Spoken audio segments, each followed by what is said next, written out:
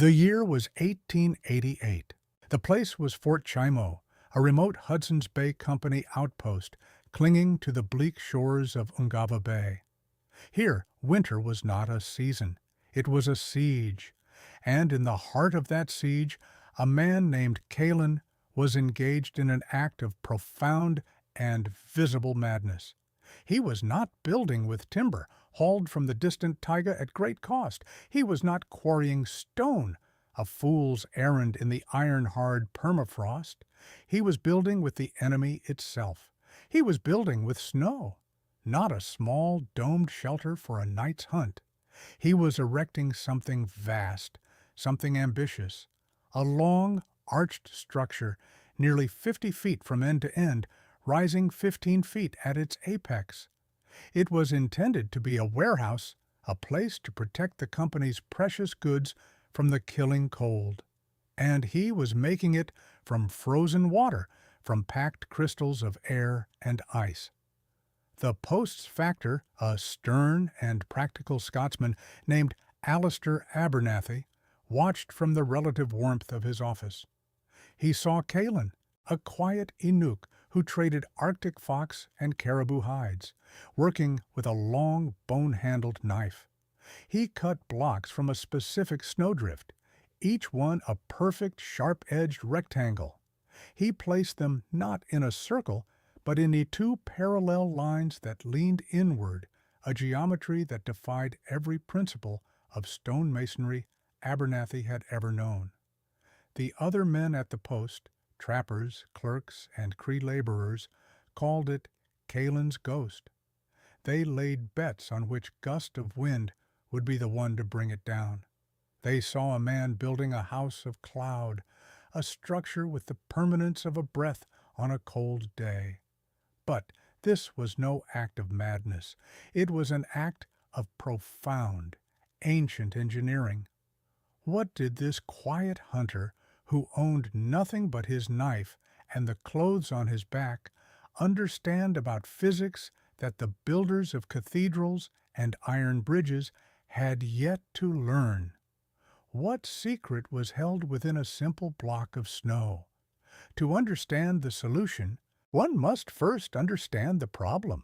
Fort Chimo was a monument to a flawed idea that European methods could conquer any environment through brute force. Abernathy was a good man, a competent man, a loyal servant of the company. He had been raised on the logic of timber framing, the security of the mortise and tenon joint, and the absolute power of the cast-iron stove. Yet in Ungava, this logic failed. The buildings were sturdy, framed with massive timbers, dragged south by dog team. Their roofs were steeply pitched to shed the snow. Their walls were packed with moss and mud for insulation. And inside, the stoves burned day and night, consuming a terrifying amount of precious wood. The failure was not in the materials, but in the thermodynamics. The intense, localized heat from the stoves created a massive temperature differential. While the air near the stove might be tolerable, the walls remained brutally cold. Moisture from breath and cooking rushed to these cold surfaces, condensing instantly. A fine layer of rime grew on the inside of the walls, a glittering frost that was the physical manifestation of failure. This frost melted when the stove was stoked, running down the timbers and pooling on the floor. The wood, never truly dry, began to rot from the inside out.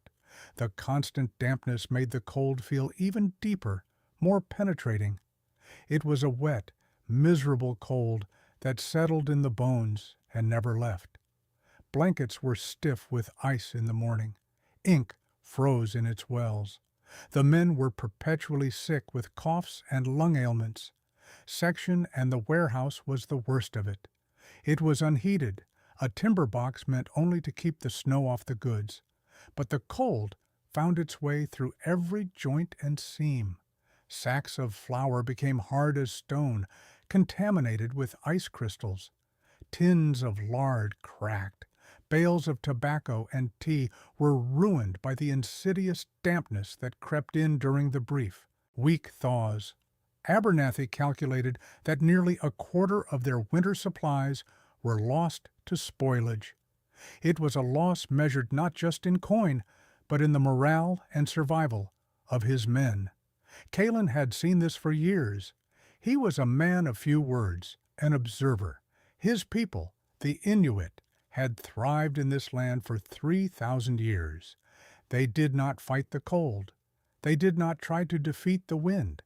They understood that the elements of their world were not enemies to be vanquished, but forces to be understood and harnessed. His background was not that of an engineer in the European sense. He had never seen a blueprint.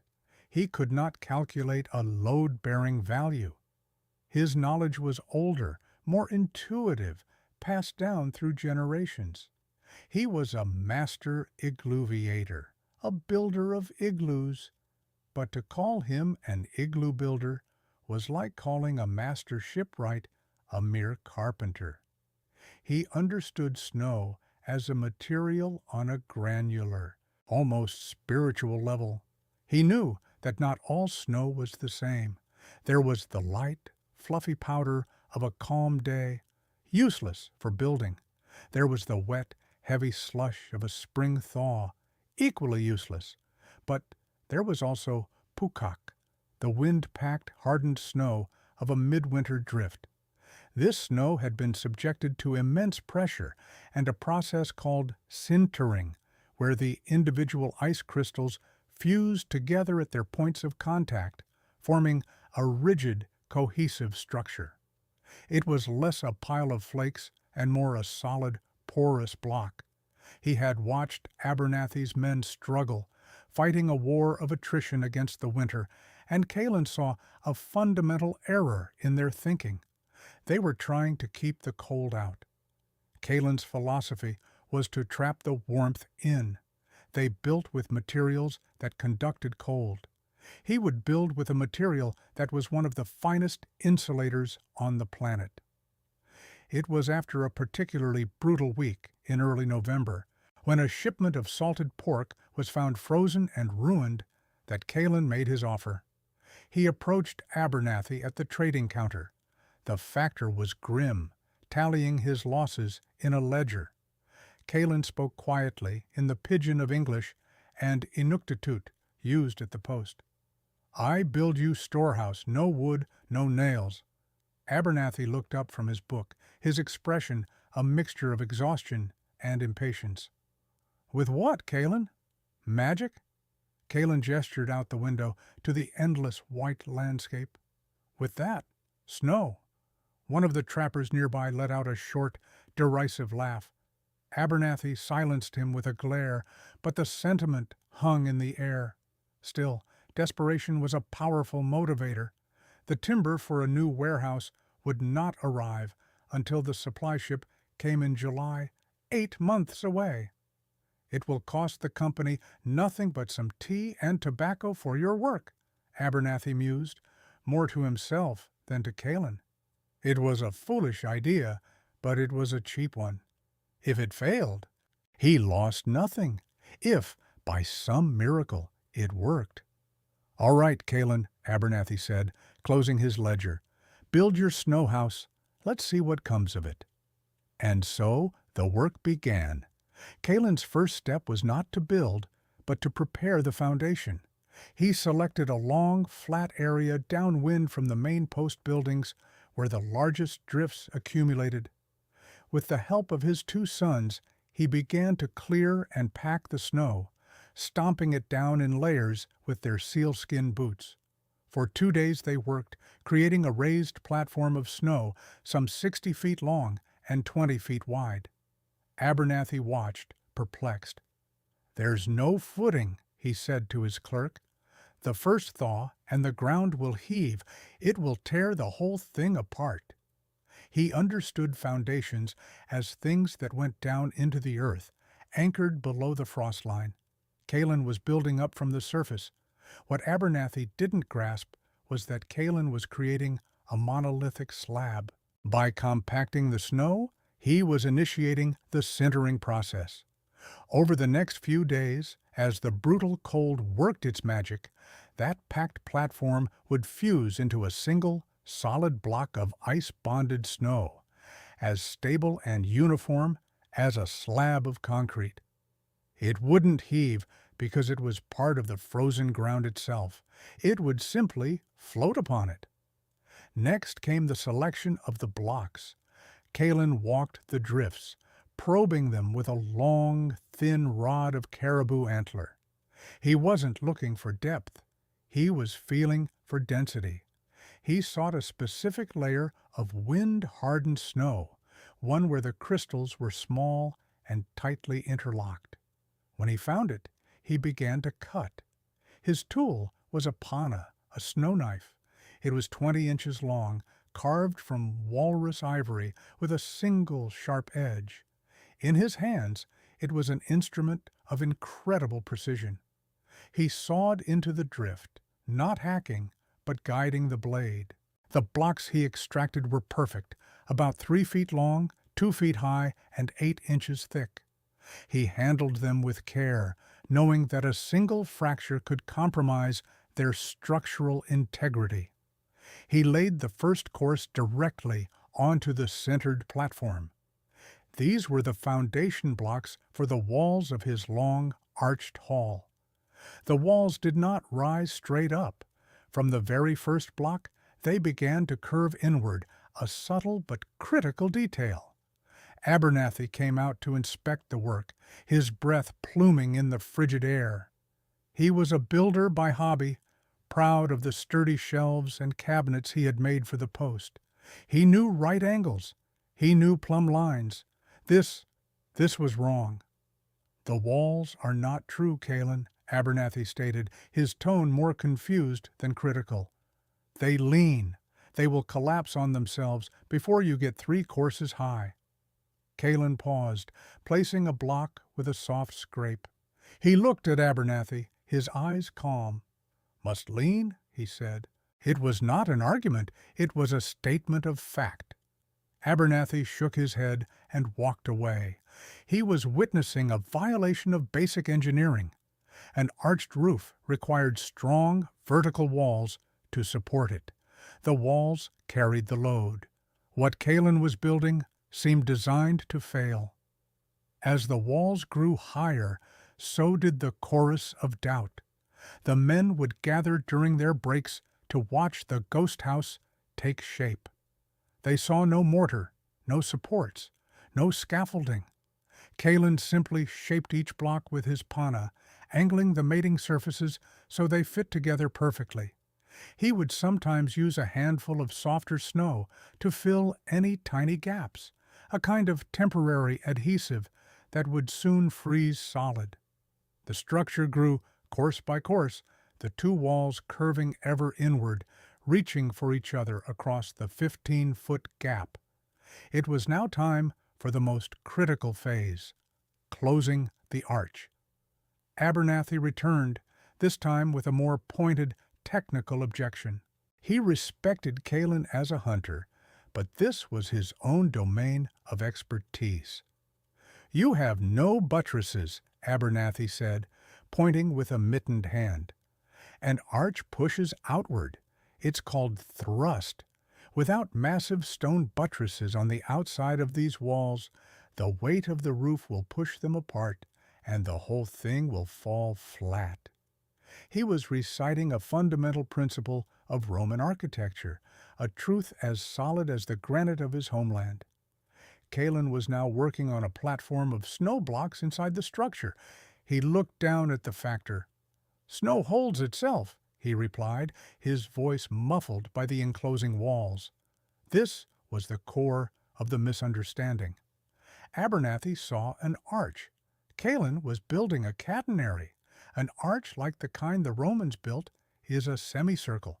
It is strong, but it does produce immense outward thrust at its base. A catenary is a different shape entirely.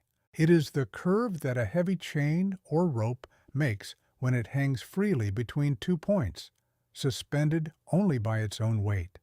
It is a shape of pure tension. Kalen, through generations of accumulated trial-and-error knowledge, was building an inverted catenary. When you flip that shape, the forces of tension become forces of pure compression. There is no outward thrust. All the weight of the structure and any weight placed upon it is channeled directly down the curve and into the foundation. Snow is a remarkable material. It has almost zero tensile strength. You cannot pull it apart. But it has tremendous compressive strength. You can stack immense weight on it, provided that weight is distributed correctly. The catenary curve was the perfect form for this material, a marriage of geometry and physics that produced a structure of unbelievable strength from one of the weakest substances imaginable. The final block was the keystone. Kalen and his sons had worked from both sides of the roof, laying blocks in a continuous, spiraling course. Now only a single hole remained at the very apex. A final, custom-cut block was passed up to him. He trimmed its edges with his knife, making it slightly wedge-shaped. Then he lifted it into place and pushed. It slid in with a soft, final thump. For a moment, nothing happened. Then the entire structure seemed to settle, to exhale. The thousands of pounds of snow blocks which had been leaning precariously were now locked into a single monolithic shell. The keystone distributed the compressive forces perfectly throughout the entire curve. Kalen's ghost was complete. It stood silent and white against the gray sky, an elegant, impossible curve. He then cut a small ventilation hole near the top and a low, tunnel-like entrance at one end. The structure was not merely a building. It was a self-regulating system. The porous snow walls would breathe, allowing moisture to escape rather than condensing on the interior. The snow's incredible insulating properties, a block of dense snow is over 90% trapped air, meant that the temperature inside would remain stable, hovering just below freezing, regardless of the howling gales outside. Any heat from bodies or a small oil lamp would cause the innermost layer of the wall to melt infinitesimally, and then instantly refreeze into a hard, reflective glaze of ice, sealing any cracks and actually strengthening the structure. The cold was not the enemy. The cold was the mortar holding it all together. But all Abernathy and his men saw was a fragile shell of snow. They gave it a week. December arrived. It did not creep in. It fell upon Fort Chimo like a hammer blow. The sky turned a permanent slate gray. The sun became a distant, hazy memory. The temperature, which had hovered around 0 degrees Fahrenheit, began a relentless plunge. The daily log at the fort, kept meticulously by Abernathy, told the story. December 10th, 5 degrees below zero. The wind picked up from the northeast, a steady, whining gale that drove snow into every crack and crevice. December 12th, 15 below. The dogs whined in their pens, curled into tight furred balls. December 14th, 25 below. It became physically painful to be outside for more than a few minutes. Exposed skin would freeze in less than a minute. Then, on the evening of the 15th, the barometer plummeted. The Inuit elders looked at the sky and saw the signs. A pale, luminous ring formed around the moon. The wind died down to an unnerving silence. The air grew thick and heavy. A storm was coming. Not just a storm, but an uluriak, a great blizzard, a starless night that could last for days. It hit just after midnight. The men were woken by a sound like a freight train passing inches from their heads. The wind returned with a terrifying primal fury. It was not a gale. It was a solid wall of moving air and ice. The temperature, which had been 30 below, was now irrelevant. The wind chill was a number beyond comprehension, a lethal force that could strip the heat from a man's body in seconds. Inside the main barracks, the men huddled around the two pot-bellied stoves, which glowed a dull, angry red. They were feeding them constantly, yet the cold advanced. Frost climbed the walls, thick and white as plaster. The timbers of the building groaned and creaked under the strain of the wind and the rapidly accumulating snow load on the roof. Abernathy was in his own quarters, the best-built structure in the fort.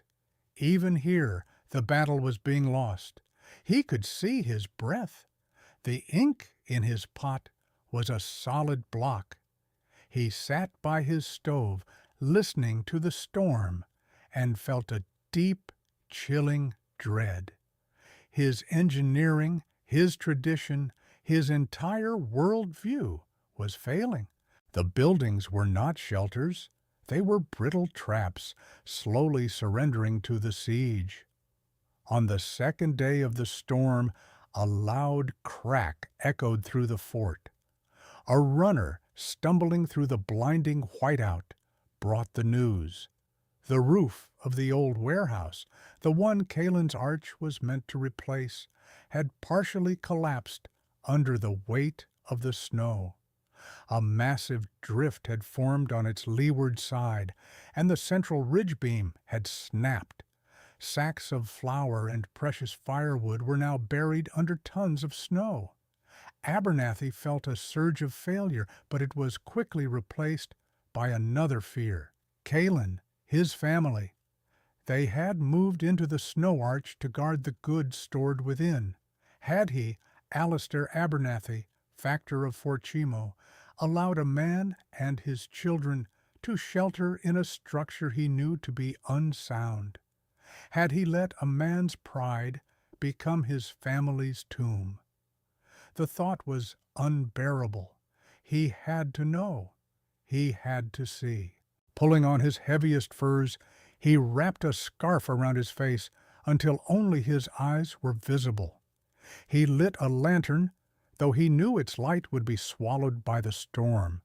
He tied a rope around his waist, giving the other end to his clerk. "If I am not back in 20 minutes," he shouted over the wind, "pull me in." The moment he stepped outside, the world vanished. There was no up, no down, only a shrieking, horizontal chaos of white. The wind tore at him, trying to rip him from his feet. The snow was not falling.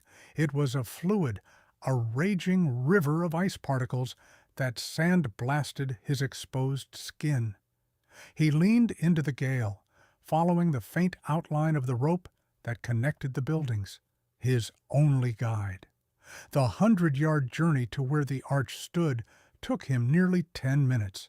It was a brutal, exhausting fight. He stumbled, fell, and crawled his way forward. Finally, he bumped into something solid. He brushed the snow away. It was the wall of the arch. He looked up. He could see nothing. The structure was almost completely buried, transformed into a smooth, natural-looking drift. There was no sign of collapse, no jagged edges of broken blocks, only a perfect aerodynamic mound that the wind flowed over as if it were a hill carved by nature. He saw a small, faint glow from the ventilation hole at the top, a single point of life in the maelstrom. He fumbled his way along the wall until he found the low opening of the entrance tunnel. He had to get on his hands and knees to crawl inside. The tunnel was dark and tight, and, for a terrifying moment, he felt a surge of claustrophobia. He pushed forward into the absolute blackness, and then he broke through. He emerged from the tunnel into a world of absolute stillness. The roaring chaos of the storm was gone, replaced by a profound, muffled silence. The first thing that hit him was not warmth, but the complete and total absence of wind. It was as if he had stepped into another dimension. His eyes, accustomed to the blinding whiteout, took a moment to adjust. The space was lit by the soft, flickering glow of a single quillic, a crescent-shaped stone lamp burning seal oil. The light reflected off the interior walls, which were coated in a smooth, shimmering glaze of ice. The effect was otherworldly, as if he were inside a massive geode. Then he saw the family. Kalen sat on a caribou skin, calmly carving a piece of antler with a small knife. His wife, Mickey, was tending the lamp, her movements unhurried. Their two young children were playing a game with small stones on the floor. They were not bundled in layers of heavy fur. The children were barefoot. Kalen himself had his sleeves rolled up to his elbows. Abernathy stood there, stunned into silence. He was still shaking from the violence of the storm outside, his beard a solid mass of ice. In here there was only peace. There was no frost on the walls. There was no dampness in the air. The air was cool, yes, but it was a dry, still cold, utterly devoid of the penetrating chill that haunted the wooden buildings. He had expected to find a frozen tragedy. He had found a domestic scene of impossible normalcy. The builder in him took over. His mind, reeling from the sensory shock, latched onto the tangible. He reached out and placed his bare hand against the wall. He had expected it to be soft, powdery. It was hard as iron and smooth as glass. He pushed against it with all his weight. It did not budge. It felt as solid as the granite bedrock of Scotland. He looked up at the perfect curve of the arch, disappearing into the soft darkness above. He could finally see it. He could see the forces flowing through the structure, the immense weight of the snow above being channeled, guided, and delivered harmlessly into the frozen ground. The storm was not a threat to this building. The storm was making it stronger. Every new pound of snow just added to the compression, locking the blocks together more tightly. He turned to Kalen, his voice hoarse. "The temperature! What is it in here?" Kalen looked up from his carving, his expression unreadable. He pointed to a small thermometer Abernathy had given him as a curiosity, hanging from a peg of bone stuck into the wall. Abernathy moved closer. The mercury stood at 30 degrees Fahrenheit, just below freezing, 30 degrees. Outside, the effective temperature was nearly 100 degrees colder. This fragile dome of snow was maintaining a temperature differential that the thickest timber walls and a raging stove could not hope to match. "How much fuel?" Abernathy asked, his mind racing, trying to quantify the miracle he was witnessing. "How much oil have you burned?" Kalen gestured to the single small flame of the quillic. The numbers clicked into place in Abernathy's mind. The data was irrefutable. In the main barracks, 6 men were burning nearly a cord of wood a week just to keep the temperature above freezing in a small portion of the room. Here, a family of 4 was living in relative comfort on a few ounces of seal oil a day. The efficiency was not just better, it was on a different order of magnitude. It was a near-perfect system. He looked at the company's goods stacked neatly along one wall. Bales of fur, sacks of flour, crates of tea. All were perfectly dry, safe, and preserved. The full weight of his ignorance, of his culture's arrogance, crashed down upon him. He had looked at this structure and seen a primitive, temporary folly. He had dismissed it with the smug certainty of a man who believed his knowledge was absolute. He had been so profoundly, catastrophically wrong. He looked at Calin, a man he had regarded with a kind of benevolent pity. He saw now not a simple hunter, but a master of an art and a science so subtle, so refined, that he couldn't even begin to comprehend it. Abernathy, the proud Scotsman, the factor of the Hudson's Bay Company, took a deep breath. The words came out quiet, heavy with the weight of revelation. "I was wrong," he said. The admission hung in the silent air. "Completely wrong. This is not a ghost house, Calin. It is perfect. You must teach me. You must teach us all." When the great blizzard finally broke after 4 days, Fort Chimo was a ruin. The warehouse was a total loss. The roof of the barracks was sagging dangerously. 2 of the dog pens had been crushed, but the Ungava Arch, as it would come to be known, stood serene and undamaged, a smooth white hillock crowned with a fresh layer of snow. Word of what Abernathy had seen inside spread like wildfire. The men, who had once mocked the structure, now looked at it with a sense of awe and reverence. It had not just survived the storm of the century, it had rendered it irrelevant. Abernathy became the innovation's most fervent champion. His official reports to the company headquarters in London were filled with detailed sketches and astonished descriptions of the arch's construction and performance. He commissioned Calin, not as a laborer, but as a lead engineer, to oversee the construction of 2 more arches before the winter was out. The men who had placed bets on its collapse now clamored to be on the building crews.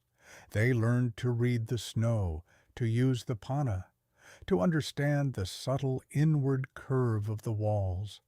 Under Calin's patient tutelage, they learned to build in a new way, not with the hammer and nail, but with the knife and the cold.